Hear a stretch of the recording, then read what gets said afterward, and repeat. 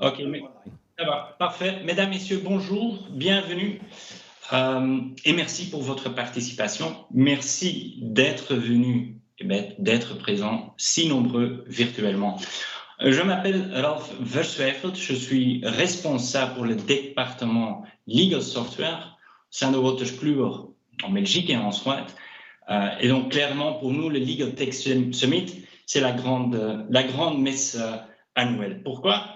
Parce que pour nous, notre mission est clairement de soutenir les professionnels du droit à l'échelle mondiale, mais avec un accent spécifique sur l'Europe. Notre ambition, c'est de vous aider à réussir d'une manière efficace dans la gestion de votre core business, votre métier. Aujourd'hui, nous voulons partager nos principales conclusions sur la crise Covid et l'impact sur la profession juridique. Comme vous le savez, même avant la crise, le secteur juridique était déjà en pleine transformation. Et ceci sous l'effet des forces économiques, des forces réglementaires ou concurrentielles, des changements au niveau démographique et l'évolution technologique.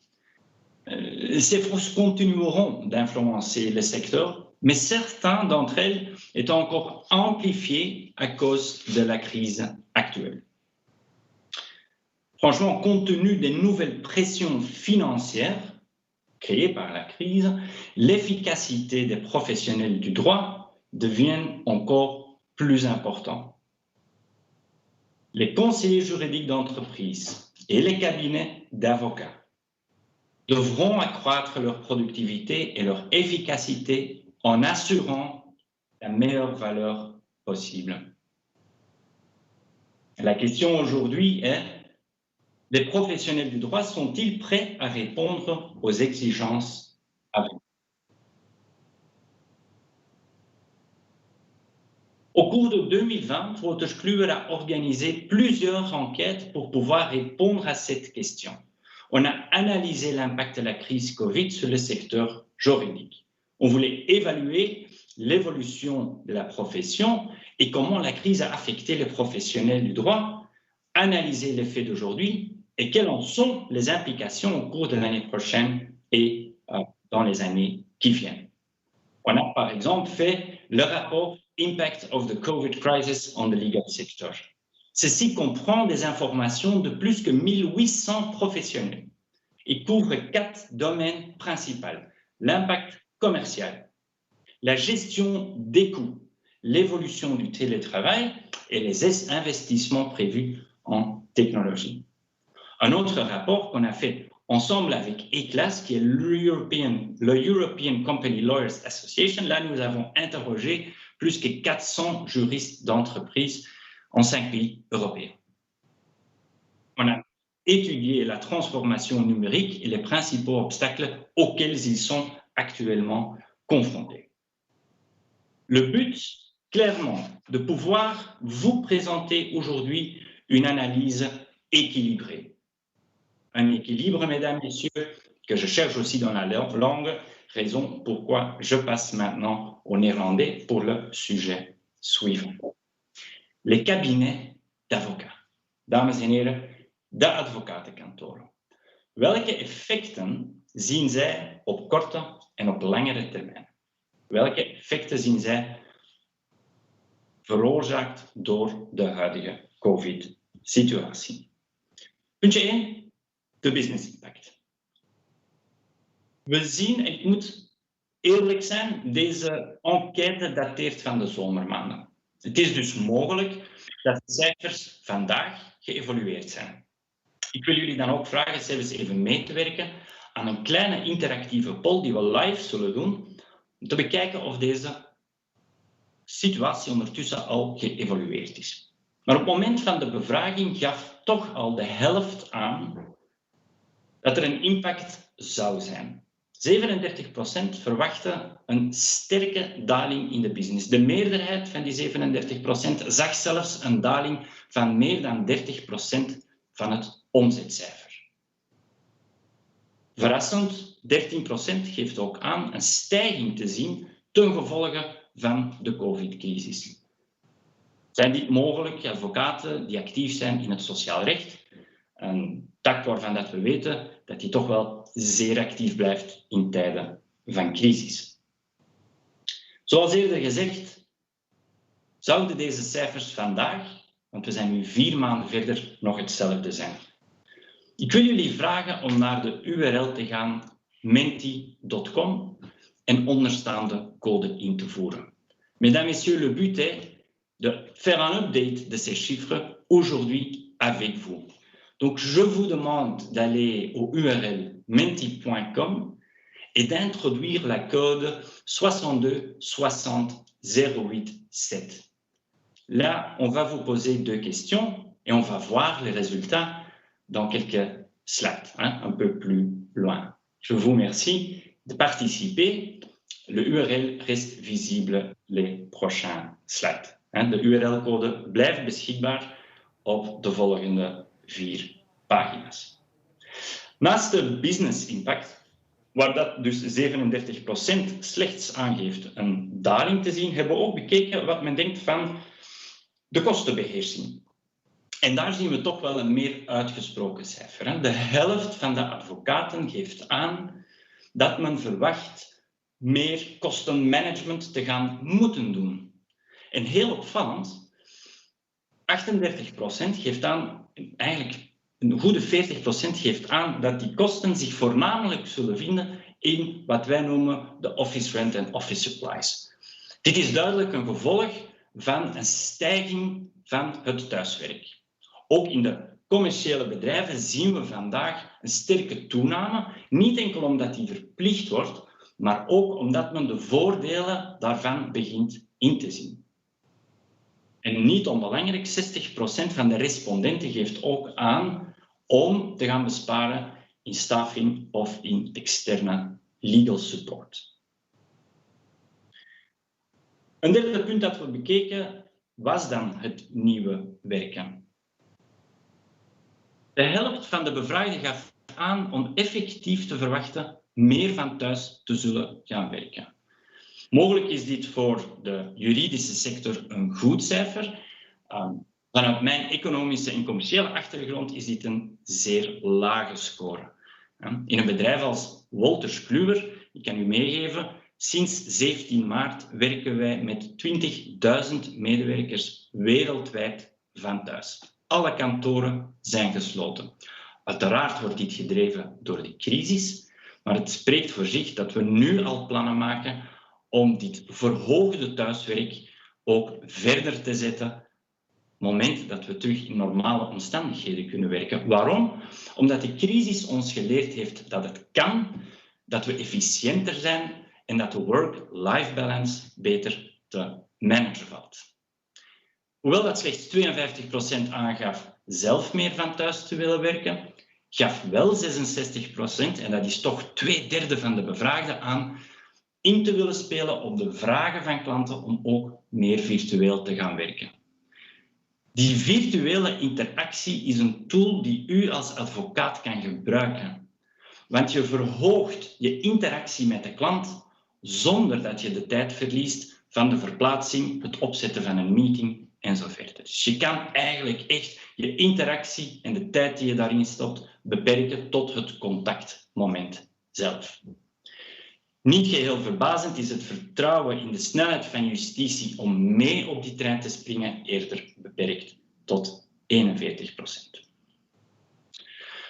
Een laatste vraag die werd gesteld gaat over de technologische impact. Zien wij, advocatuur, ten gevolge van de COVID-crisis een stijging in onze investeringen in technologie, onze nood aan technologische oplossingen? Het antwoord is duidelijk ja. 67% gaat hiermee akkoord. Ik geef nu al mee dat dit cijfer een pak lager ligt dan wat we zien bij de bedrijfsjuristen, waar we meer dan 80% zien. Maar ik geef opnieuw mee, dit cijfer is toch al wel wat gedateerd van sinds de zomermaanden. Interessant om te weten is, hoewel men meegeeft dat men het belang van technologie inziet, gaven heel wat respondenten, heel wat deelnemers ook aan dat ze zich bewust zijn dat ze daarvoor vandaag wel de nodige skills missen. We zijn er een beetje ingeworpen. Dus we zijn door de crisis verplicht geweest om zeer snel over te schakelen naar virtuele samenwerking, conference platforms en dergelijke meer. En we hebben ook gezien dat dat kon. Toch stelt men vast, kijk, wij hebben daar toch wel wat extra insights in nodig om een goede strategie rond onze technologische transformatie te kunnen opzetten. Ik ben zeer benieuwd naar de resultaten van onze live poll. Ik ga er nu onmiddellijk naar toe gaan en we zullen even kijken. Dus wat we hier zien is effectief de business outlook zoals we die gemeten hebben 2 maanden geleden. Excuseer. De resultaten van vandaag zijn duidelijk, nee, niet duidelijk gewijzigd. We zien opnieuw 38% verwacht een daling. Wat sterk is toegenomen is de stijging van business. Men verwacht eigenlijk in vergelijking met een increase van 13% enkele maanden geleden, ziet men hier een veel sterker cijfer increase. Dit is zeker voer voor discussie. Als we kijken naar de technologische impact, waar we tijdens onze bevraging in de zomermaanden op 67% zaten, 67% gaf aan, ja, wij gaan investeren. Vandaag is dat sterk gestegen tot 90%. Dit is een niet onverwacht resultaat. Uiteraard kan het ook liggen aan de populatie. Ten slotte bent u vandaag op de Legal Tech Summit, wat op zich al weergeeft dat u een zekere interesse hebt om stappen te zetten. Ik dank jullie alleszins voor jullie medewerking hieraan. Passons maintenant au sujet suivant, les juristes d'entreprise, les départements juridiques. Qu'est-ce qu'on voit là? Les principaux changements attendus par les services juridiques au cours des prochaines années sont les suivants. 82%, ça c'est comparé avec les 67 des avocats, attendent une plus grande utilisation de la technologie pour améliorer naturellement la productivité. Et en plus, 80% s'attend une collaboration plus étroite, plus transparente avec les cabinets d'avocats. C'est important à voir qu'au niveau d'innovation, les juristes d'entreprise ne parlent pas seulement d'une innovation au niveau technologique. Ce qu'on attend, c'est en effet aussi une innovation au niveau des honoraires, par exemple, qui doivent leur permettre de mieux budgéter les frais, de créer une transparence en fee arrangements. On voit aussi que plus que 70% des répondants a indiqué de diminuer le travail externe et donc d'augmenter le insourcing du travail légal. Les deux ensemble posent quand même un certain risque pour les cabinets d'avocats. Ce sont probablement les cabinets d'avocats qui pourront répondre à cette demande de transparence, à cette demande d'innovation au niveau des tarifs qui vont gagner la bataille pour les clients. Ça, c'est quelque chose quand même qui est extrêmement important pour vous tous. Mais soyons clairs, ce ne sont pas seulement les avocats qui se trouvent en face d'un défi important au niveau de l'innovation et du changement. Parce que sur la question, êtes-vous prêt? Est-ce que votre organisation est capable d'implémenter des nouvelles solutions, d'implémenter une autre manière de collaborer? Les réponses sont claires et décevantes. 3/4, 75% des répondants nous a confirmé qu'actuellement, il y a un manque de connaissances au sein de leur organisation, un manque de connaissances au niveau des avantages liés à des solutions technologiques, un manque de connaissances au niveau des solutions disponibles, les compétences nécessaires pour pouvoir gérer une transformation. Et naturellement, tout ça fait que c'est difficile aujourd'hui de convaincre leur CEO de faire les investissements nécessaires pour pouvoir évoluer, pour pouvoir transformer. Et honnêtement, mesdames, messieurs, je le comprends. Vous voyez ici les réponses sur la question dans quelle technologie voulez-vous investir dans les prochaines années. On voit e-signature, e-meetings, e-voting, on voit document management, workflow management, process automation, artificial intelligence, digital researches, contract drafting, legal spend management.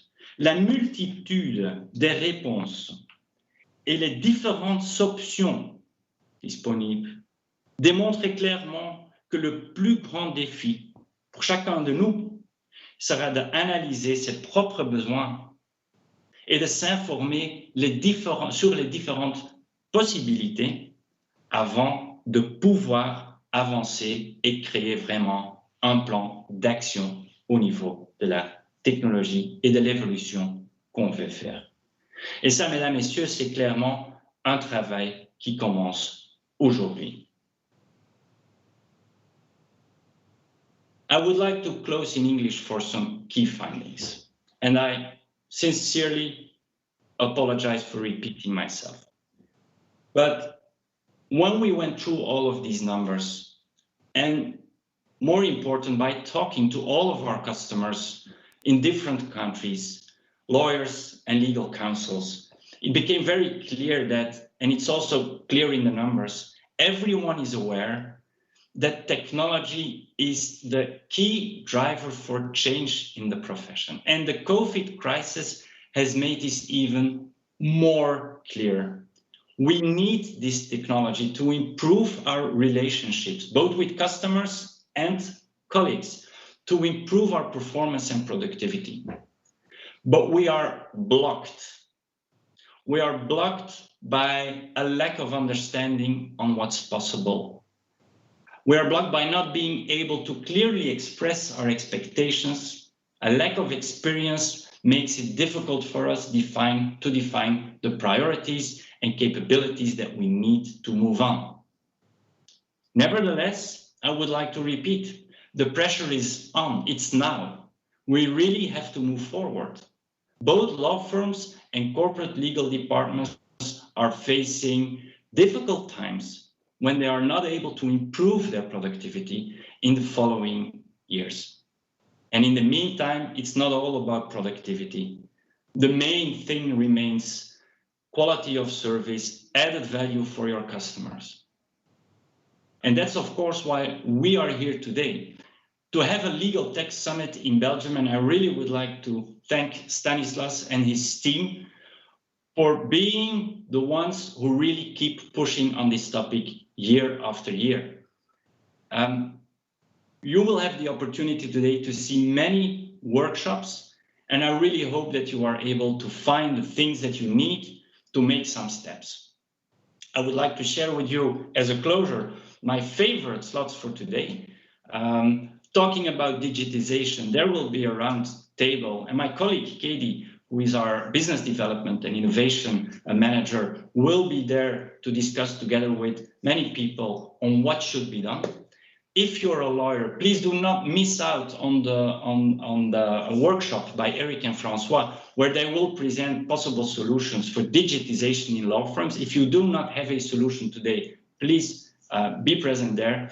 And then we have Grégoire live from Paris, who has so much experience in helping legal counsels to make these steps forward, to automate certain processes. And he will, without any doubt, be able to show you what is possible and what can be a first step in working smarter.